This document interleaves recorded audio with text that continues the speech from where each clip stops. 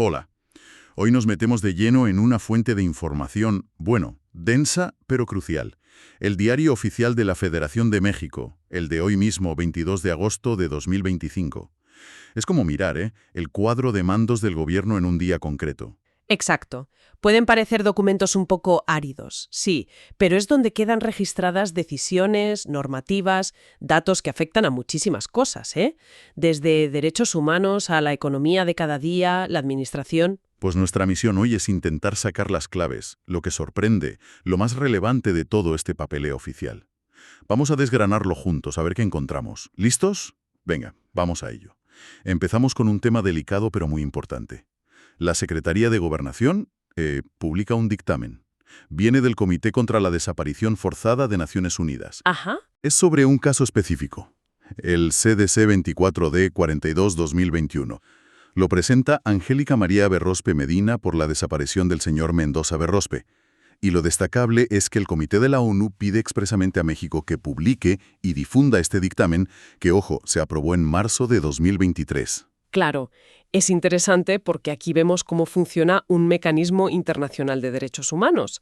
Este comité actúa bajo la Convención Internacional para la Protección de todas las personas contra las desapariciones forzadas. Según lo que publica el DOF, el Estado mexicano defendió que había investigaciones internas abiertas.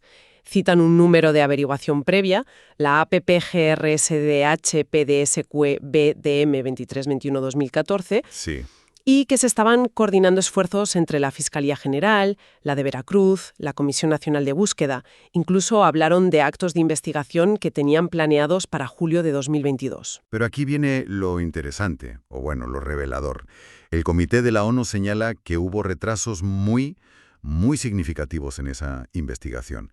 A ver, por ejemplo, la inspección de la casa del señor Mendoza Berrospe se hizo casi año y medio después de la denuncia. ¡Año y medio! Los testimonios clave se recogieron entre 1 y 2 años tarde, y las declaraciones de los policías navales que presuntamente estaban implicados casi 3 años después. 3 años. Además, el comité dice que no se pidieron cosas como vídeos de vigilancia o los registros de comunicaciones de las patrullas que señalaron algunos testigos, cosas que parecen básicas, ¿no? Desde luego. Y hay un punto que subraya el comité que es especialmente llamativo. La Fiscalía General de la República no clasificó el caso como desaparición forzada hasta noviembre de 2020. 6 años después. 6 años, después de la denuncia inicial, que fue en febrero de 2014. Claro, esta demora en la clasificación tiene unas implicaciones legales muy importantes. Por todo esto, el comité consideró que la comunicación era admisible, o sea, que había indicios suficientes de posibles violaciones de varios artículos de la Convención, sobre todo el 12, que habla de investigación pronta e imparcial, y el 24, sobre el derecho a la verdad y reparación. Y esto tanto para el señor Mendoza Berrospe como para su familiar, la señora Berrospe Medina, que también es víctima. Y la conclusión final del comité fue clara. México violó esos artículos. Dice que aunque el Estado informó de reuniones con los familiares y de que existen leyes de reparación, el comité constató que en este caso concreto ni se había llegado a la verdad de lo ocurrido ni se había dado una reparación adecuada a las víctimas. Claro, por eso el dictamen no es solo una opinión, sino que ordena a México tomar medidas muy concretas. Investigar de forma eficaz, buscar exhaustivamente, aclarar qué pasó, dar una reparación rápida y adecuada y adoptar garantías para que esto no vuelva a ocurrir. La propia publicación en el DOF es ya un primer paso para cumplir, para difundir el dictamen como parte de las obligaciones internacionales del Estado. Pero bueno, pone sobre la mesa esa tensión que a veces existe, ¿no?, entre los procesos internos y lo que exigen los organismos internacionales en derechos humanos. Vale, dejamos este tema tan complejo. El Diario Oficial también refleja la actividad económica y administrativa del día a día. Por ejemplo, encontramos una publicación de la Secretaría de Economía. Sí, publican el listado actualizado del registro de peritos mineros. Está actualizado a enero de 2025. Ahí se detalla quiénes están vigentes, quiénes están suspendidos, quiénes cancelados. Vemos nombres de peritos en estados mineros importantes como Sonora, Sinaloa, Zacatecas, Nayarit. Claro. Esto es fundamental para la regulación del sector, ¿sabes? Para asegurar que los informes técnicos, las valoraciones, las hagan expertos registrados y cualificados. Es un tema de transparencia. Y ojo a esto que me ha llamado la atención. La Secretaría Anticorrupción y Buen Gobierno emite una circular. Y es de aplicación inmediata. Ordena a todas las dependencias federales y a los estados que no acepten propuestas ni firmen contratos con una empresa en concreto. Infraestructura para telecomunicación mejorada, SADCV. Eso es. Y la razón es una sanción. La han inhabilitado temporalmente, por 3 meses, para participar en contrataciones públicas con dinero federal. Esto viene de un procedimiento administrativo de sanción bajo la Ley de Adquisiciones. Más allá de esta empresa, es un ejemplo, ¿no?, de que existan mecanismos de control en la contratación pública y de que hay consecuencias si se incumplen las normas. Al menos, sobre el papel, las herramientas están ahí. Otro asunto económico, con impacto directo en el bolsillo, sobre todo en algunas zonas, los estímulos fiscales a las gasolineras en municipios de la frontera. Publican unas tablas súper detalladas. Ajá. Mira, por ejemplo, en General Plutarco Elías Calles, en Sonora, el estímulo para la gasolina magna, la de menos de 91 octanos, depende de a qué distancia estés de la frontera. Si estás a menos de 20 kilómetros, el estímulo es de 3 pesos con 10 centavos por litro. Pero si estás más lejos, entre 40 y 45 kilómetros, baja a solo 50 centavos. Es una política fiscal muy específica geográficamente. La lógica parece ser intentar mantener los precios competitivos con los de Estados Unidos, ¿no? Y ajustan el subsidio según te acerques o te alejes de la frontera.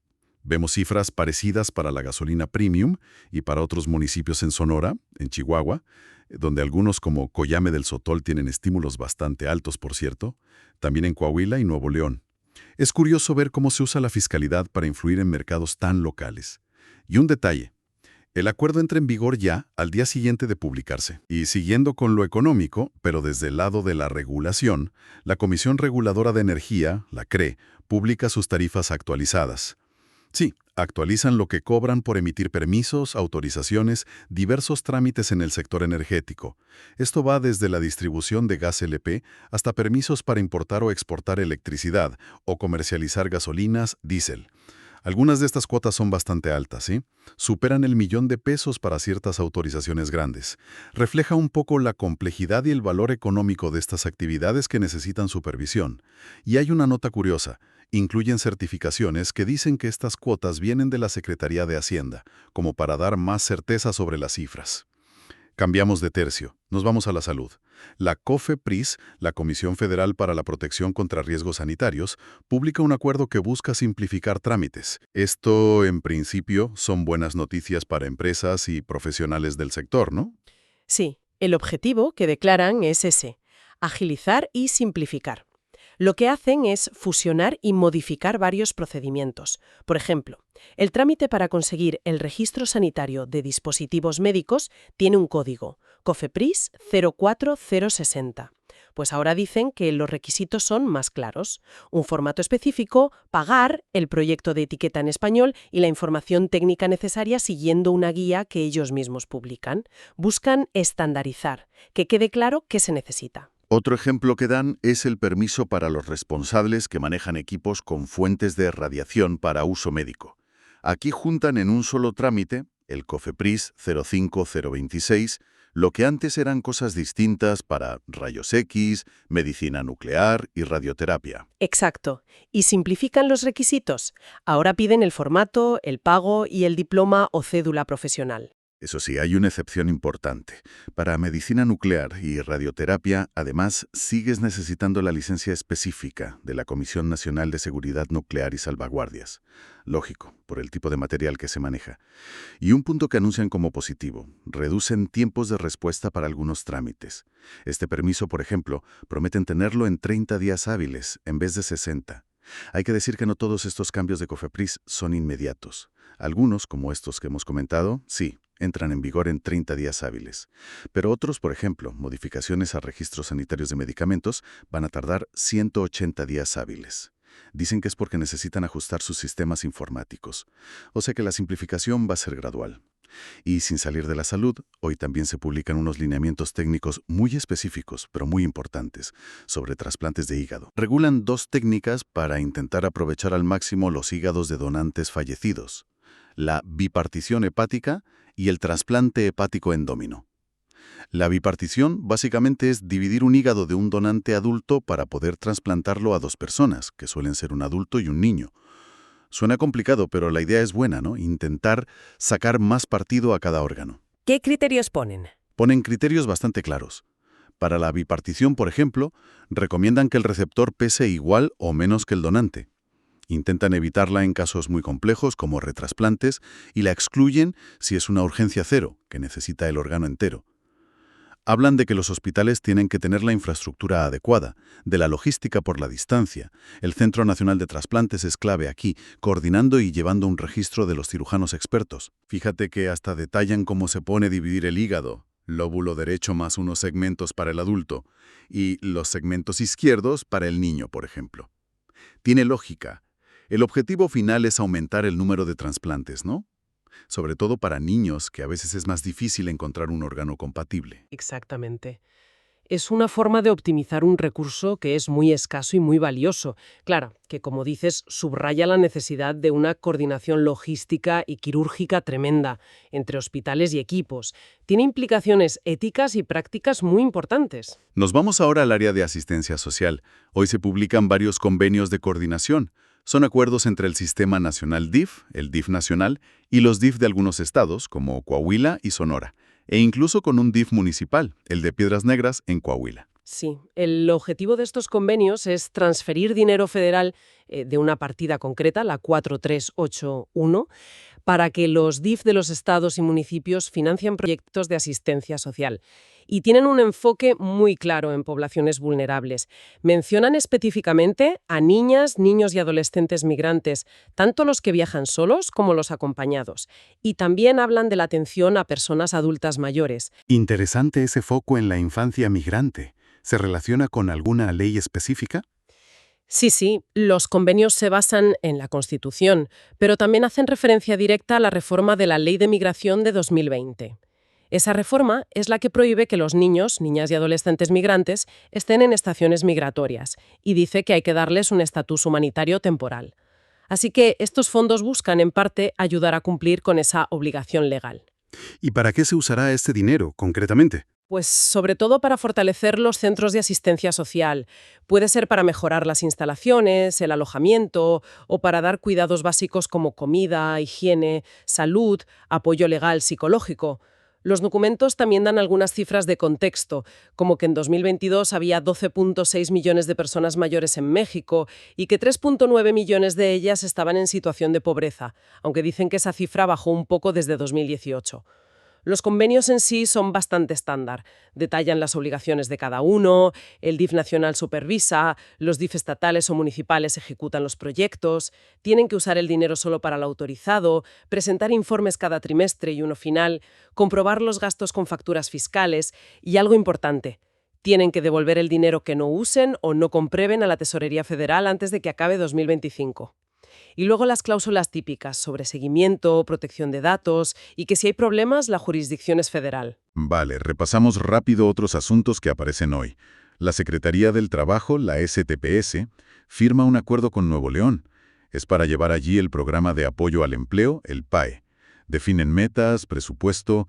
Hablan de unos 12 millones de pesos para programas locales como Nuevo León al empleo y fomento al autoempleo. Por otro lado, la SEDATU, la Secretaría de Desarrollo Agrario y Urbano, modifica los lineamientos de cómo funciona el Consejo Nacional de Ordenamiento Territorial y Desarrollo Urbano.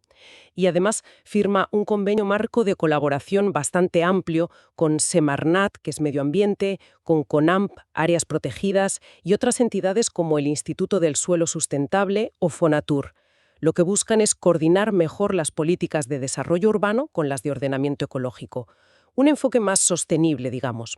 La Suprema Corte también aparece hoy. Publica varias sentencias sobre lo que llaman controversias constitucionales.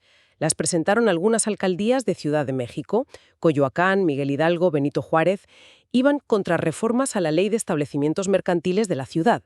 Básicamente una pelea por ver quién tiene la competencia para qué. Exacto, una disputa de poder entre las alcaldías y el gobierno central de la CDMX. Lo que hace la Corte en estas sentencias es, primero, decir que las alcaldías sí tienen derecho a plantear estas controversias, y luego analiza si las reformas invadían las facultades mínimas que la Constitución Federal y la reforma política de la CDMX garantizan a las alcaldías. Por ejemplo, en un caso, la Corte anula una parte de un artículo, el 4 fracción 13 bis, que limitaba la capacidad de las alcaldías para dar permisos en emergencias. Dice la Corte que eso es competencia de la alcaldía, pero sí valida otras partes de la reforma sobre sistemas digitales, protección civil o la regulación de mesas y sillas en la calle, los enseres que llaman.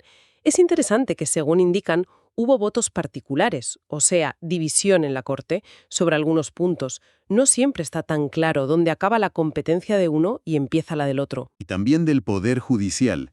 El Consejo de la Judicatura Federal publica un acuerdo importante. Es sobre cómo gestionar la transición de sus funciones, porque, como sabemos, va a desaparecer con la reforma judicial. Detalla cómo se pasan las responsabilidades al nuevo Tribunal de Disciplina Judicial y al órgano de administración judicial. Un paso administrativo clave en esa reforma. Y ya para terminar, lo habitual, las publicaciones del Banco de México y del INEGI. Bánsico da el tipo de cambio fix dólar-peso, hoy en 18.7737. También las tasas TIE, que andan entre el 7.77% y el 8.16%. Y el INEGI pues publica los datos detallados del Índice Nacional de Precios al Consumidor de julio. El índice general quedó en 140.780. Y bueno, un aviso del SAT, recordando que son ellos los que emiten las facturas, los CFDI, por pagar los derechos para publicar cosas en el propio diario oficial. Y con eso, pues hemos dado un buen repaso al diario oficial de la Federación de hoy, 22 de agosto de 2025. Hemos tocado desde el seguimiento de la ONU a un caso de derechos humanos, hasta estímulos fiscales muy específicos, sanciones a empresas, intentos de simplificar trámites, peleas de competencias en la capital resueltas por la Corte y los indicadores económicos de cada día. Desde luego, es una muestra de la complejidad de la maquinaria administrativa y de la cantidad de información que se formaliza cada día. Intentar entender estas publicaciones, aunque sea seleccionando lo más llamativo, como hemos hecho, sí que da una visión un poco más profunda de qué hace el gobierno, cuáles son sus prioridades y cómo puede afectar todo esto a la sociedad y a la economía. Nos deja una pregunta flotando, ¿no? Con tantísima información oficial publicada a diario, muchas veces en un lenguaje súper técnico, ¿cómo nos aseguramos de que lo importante de verdad llega a la gente? ¿Cómo hacemos para que la transparencia que se busca con todo esto sea efectiva y no se quede solo en el papel? Sí, es una pregunta clave, desde luego, sobre la relación real entre el gobierno, la información y la ciudadanía. Da para pensar. Gracias por acompañarnos en este análisis. Hasta la próxima.